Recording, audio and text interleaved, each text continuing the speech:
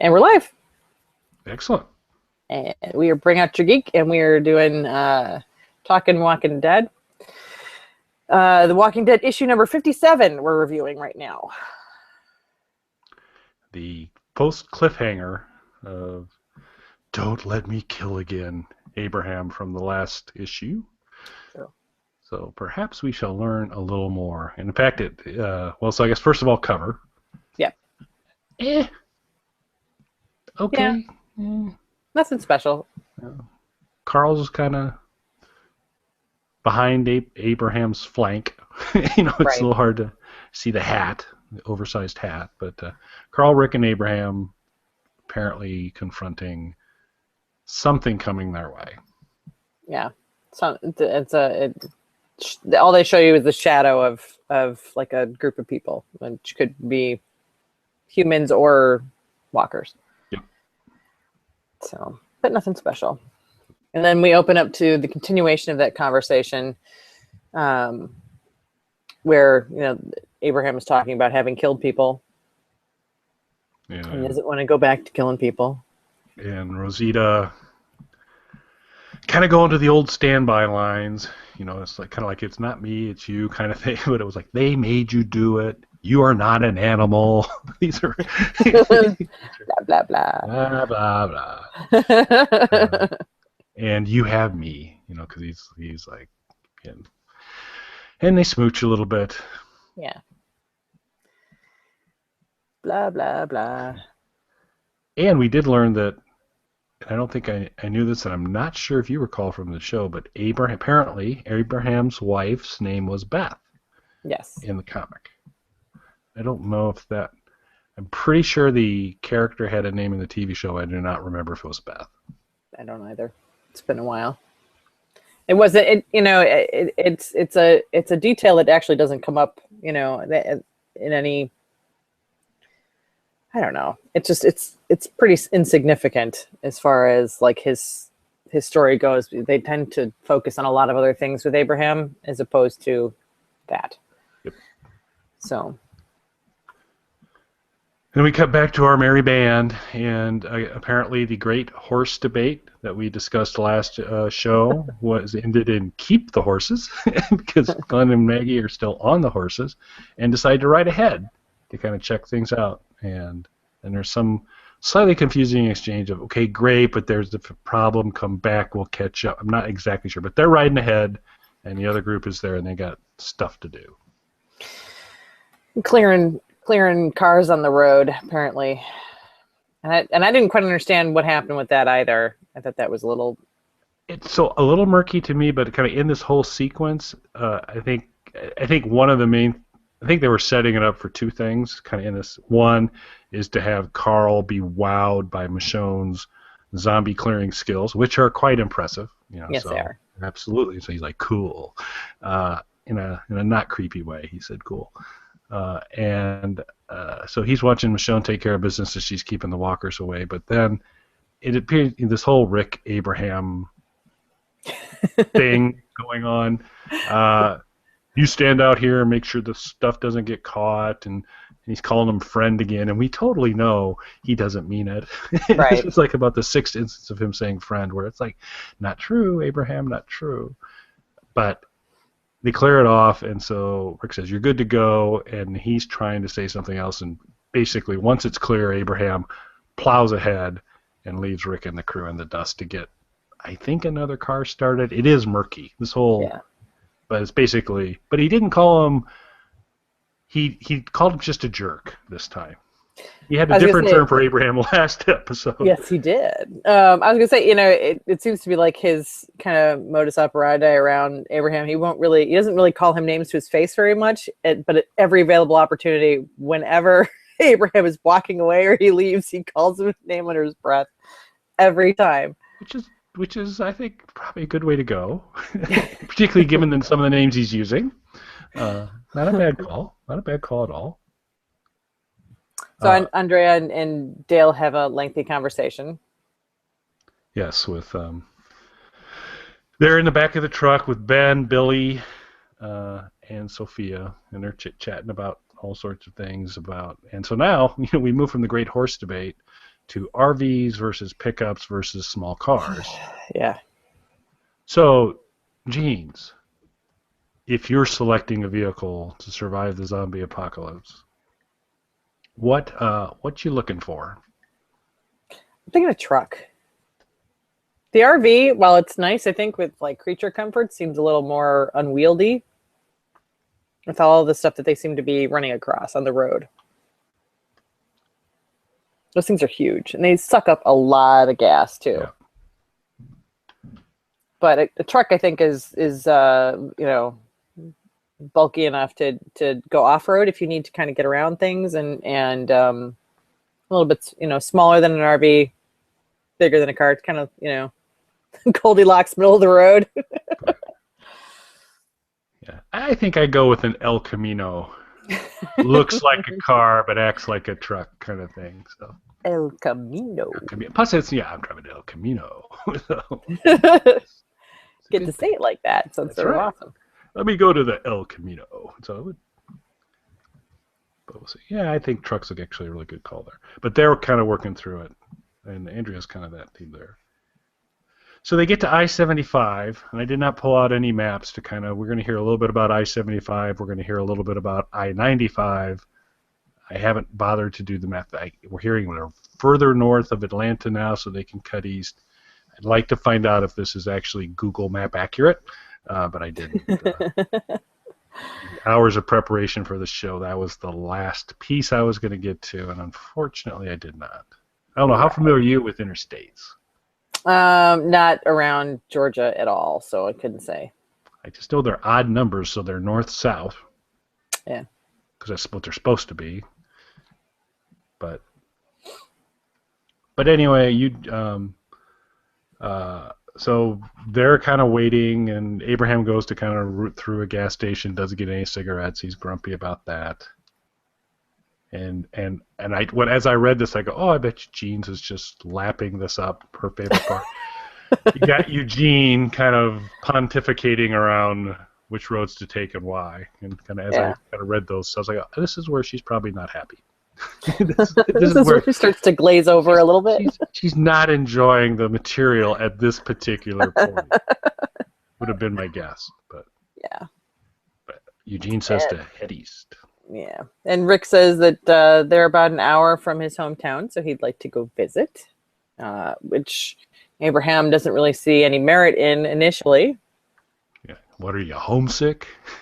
Really? That's a question. But then Rick explains, well, there's like a big old treasure trove of guns and a locked police station that I got the key for. So there's some people I'd like to check on, but the main thing I want to do is get the equipment, and that has some appeal to our burly red-haired friend. So he's all up for that, and then so they're starting to piece it together, and it's going to be Rick and Abraham going up, and Rick says, "Well, Carl's going to come with me," into which Abraham kind of is like, "Fine." I don't know if I'd take Carl if it was me, but I guess Rick's wanting to keep him close, so I guess that's okay. Yeah. But then, so this is Rick's idea. He's here. He's got the information. He knows it's there. Right. And he kind of talks it to Abraham, and then Abraham basically says, "Everybody gather around. Here's the plan." And he kind of did that flow okay for you? Did that seem kind of weird that he kind of took that? I mean, again, I think there's this power struggle thing going on. Yeah, I think that's exactly what it is that Abraham doesn't want anybody listening to Rick. He wants to, be sort of the head honcho, and so he just sort of took that over. But it wasn't his idea. He doesn't even know where he's going. So he's like, "We're going to do this, and it's going to do blah blah blah blah blah." So they get off and go, and Carl mentions as they're getting ready that he doesn't like Abraham. Again. Yeah. Probably loudly enough for Abraham to hear if I would, judging from the font size. But we'll have to see on that. And then it's the road trip. Okay. I was going to say, I think that's like the third time he's said that. Either he thinks Abraham is weird or he doesn't like him. Yeah, I think you're right. I want to say it's third. I think it's been established Carl, not an Abraham fan. It keeps coming up. Yeah. But then we get back to some of your favorite thematics of the show, or of the issue. That there's always a strong urination update that occurs at different points. So Carl's got to pee, and apparently we learned through context Carl had to pee an hour ago as well. So these are all helpful little nuggets to help us appreciate the story better. Wasting an entire page Of Carl's bathroom habits. You're drinking too much water, Carl. It's like, I don't know. That's not thrill a minute stuff, but that's the case. And so then they stop. They find, hey, this is a good spot. We got good sight lines. We can see things coming up on us. Or so Abraham says. Yeah, apparently that was an incorrect assumption. So yeah, this place is clearly safe. This is where we'll stay for tonight. I'll take the first watch.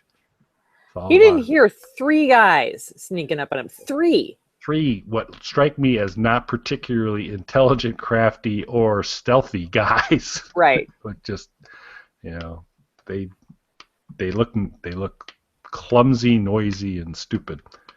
But they got a gun, and they got a gun pressed up against Abraham's head. So this does give them a bit of an edge. And apparently this is their road, and if you're on their road, you got to pay. And they discover that Carl is in the back of the truck. They drag him out. They drag Rick out. Rick does a headbutt, kind of makes the guy drop his knife. This does not endear him to the guy. They scuffle more. He, it's really not cool, but he's like, don't bring a stump to a fist fight. So that is kind of cold. Accurate. I think a fair point. Kind of mean to say. Yeah, and it's still wrapped up too. It's still kind of like it's not totally healed yet. Yeah. It's not like a stump ready for business. It's still a stump under repair.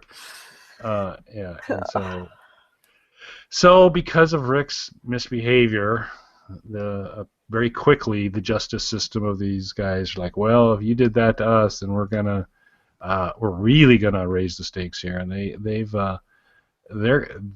start telling Rick that very bad things are about to happen to Carl, and they're gonna make Rick watch, and then it's gonna happen to him. These are really kind of unpleasant guys, and so I think maybe we'll kind of get through this section, and then I want to kind of come back and talk about this versus the television show. Oh, okay. About dueling banjos over here. We could talk about that too if you like. No, I'm just saying it's sort of in that area. They did.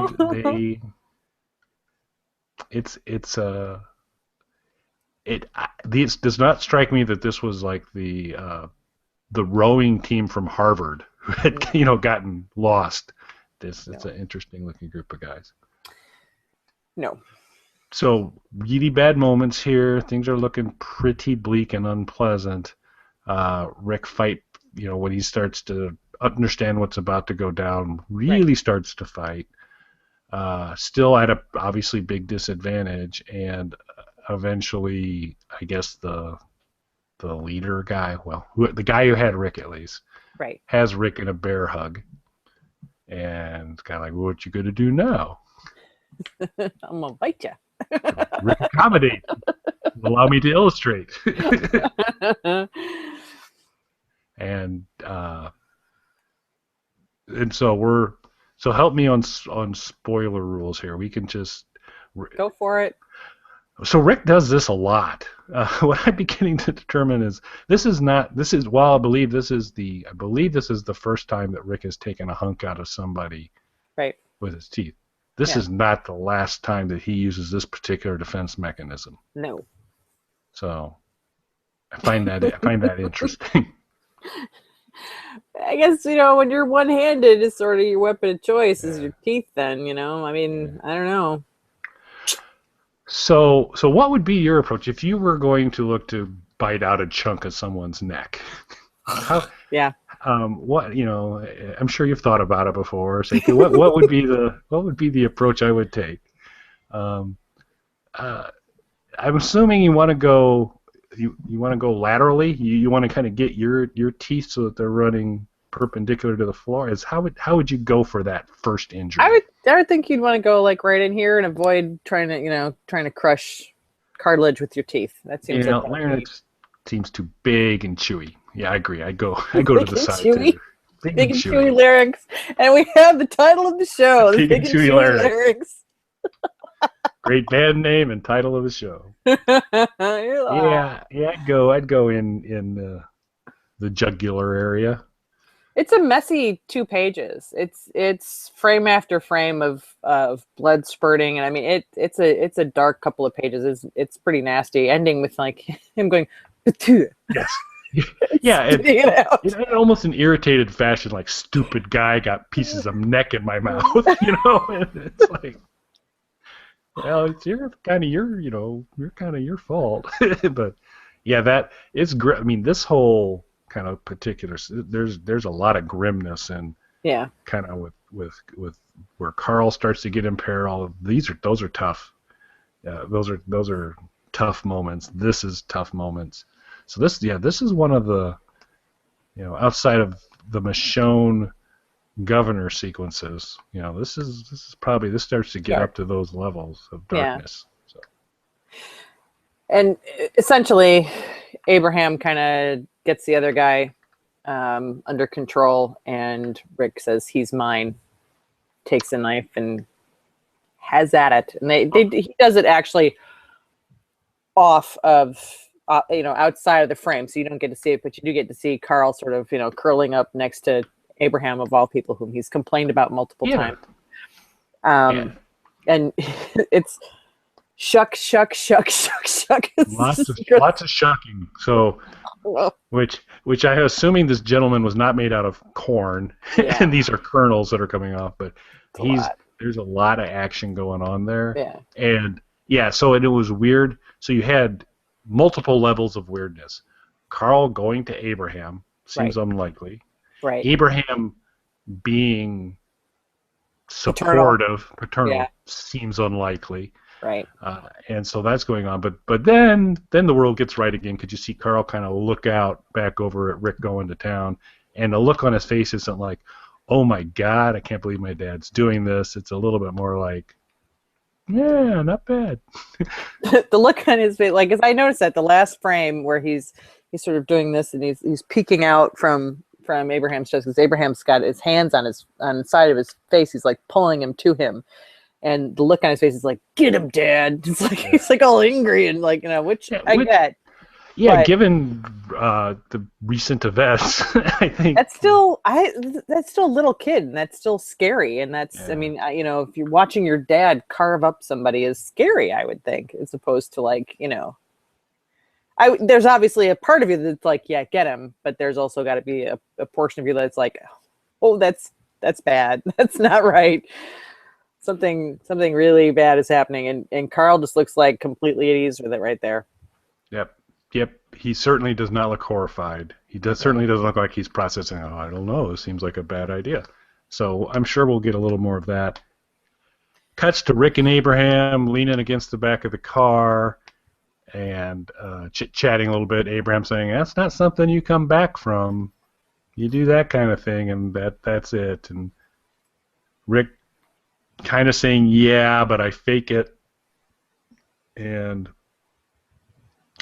then this is where maybe there's a turn in the Rick-Abraham relationship, because Abraham turns to Rick and says, maybe it's time I tell you how I lost my family, which I assume isn't like a Disneyland story where they went and Abraham was unaware that they were going to the Small World ride. And so we're going to learn a little more. So we are now 2 issues of Abraham cliffhangers.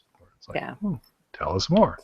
Well, and there's sort of an odd moment there, because Abraham is usually sort of standoffish and angry, and there's sort of an odd moment where he's hiding he's hiding behind his hands, like almost like he's crying, and Rick's like, hey, dude, sissy, friend, you all right there?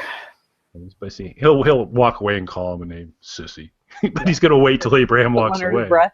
Yeah. So yeah, and so it ends with Abraham saying, "I'll tell you what happened," and he obviously doesn't get that far.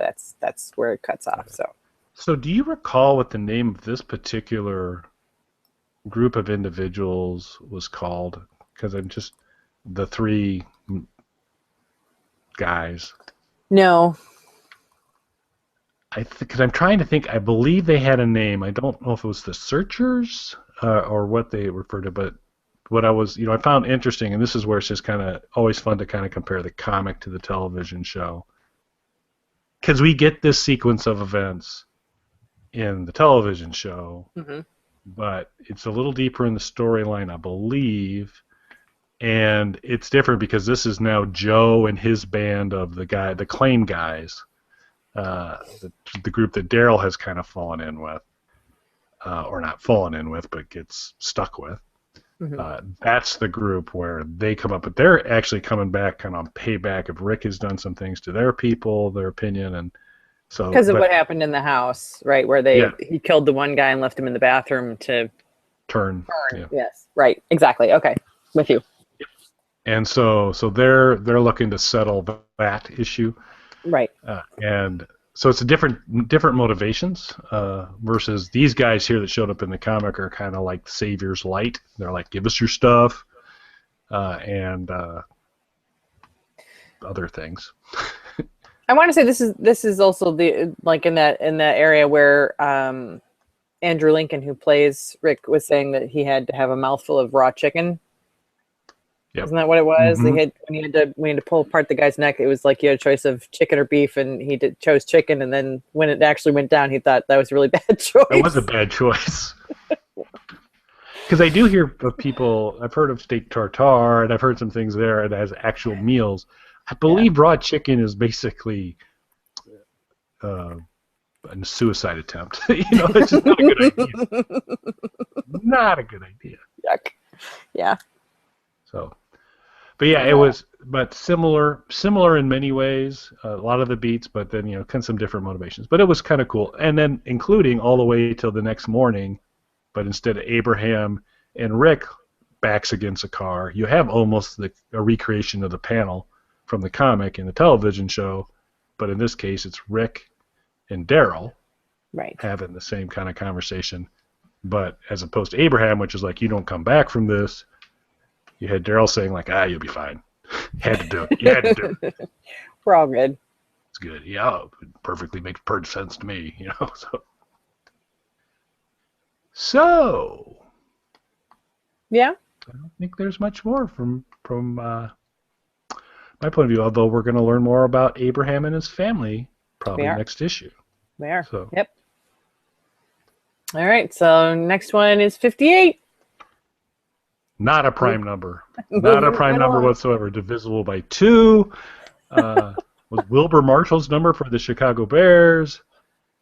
That's all I got. All right. Excellent. And on that note, bye. See ya.